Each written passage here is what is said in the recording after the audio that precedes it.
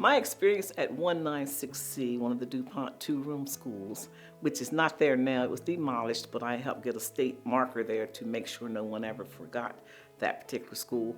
We were in the segregated era of education and society itself. Jim Crow era is where I grew up.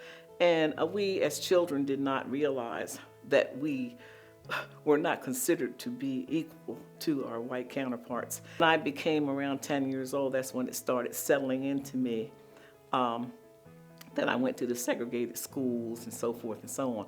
We had hand-me-down books and we had pages torn out of the books sent down from the white school in Milton, but that didn't bother us. We just went right on, and I became a leader in my classes, and I learned so much in that two-room school that I never felt that I was a second-class citizen at all with my education. And it told when I went further in education, I went from that school to the William C. Jackson Comprehensive High, now known to many as Del Tech in Georgetown, Delaware.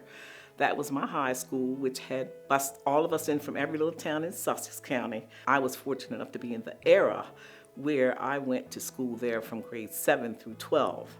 And that school gave me the best experience in my life to prepare me for Delaware State College.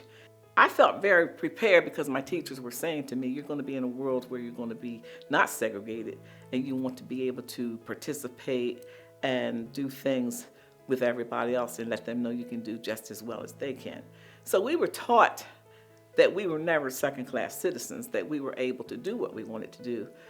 I had a professor in history at Jason High, William C. Jackson Comprehensive High School, who, when integration happened, he wound up at Legislative Hall. Prior to that, however, my last year, he made sure I went to Girls State. I was one of the few African Americans that were allowed in 1965 to go to Delaware Girls State.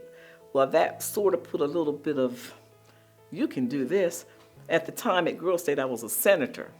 Well, it's kind of funny because Thurman Adams at that time was a senator from our area, very popular. Mr. Adams, very well known. Little did I know that later on I would run against Mr. Adams. And he and I became good friends, of course, after that.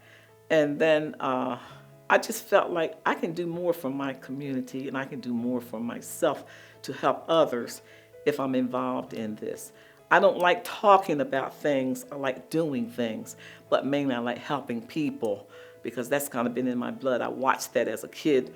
My family was always helping people who needed food, clothing. So I came from that. It's just in my system to get out here and help others, and I live to that even today.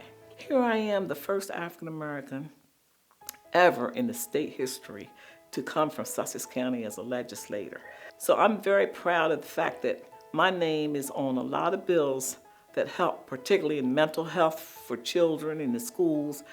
I also am proud of the fact that in the education committee we did a lot of bills to help our students as far as those who don't learn as well, getting things for them, and the fact that we're still analyzing how we're going to help our education get back where it was.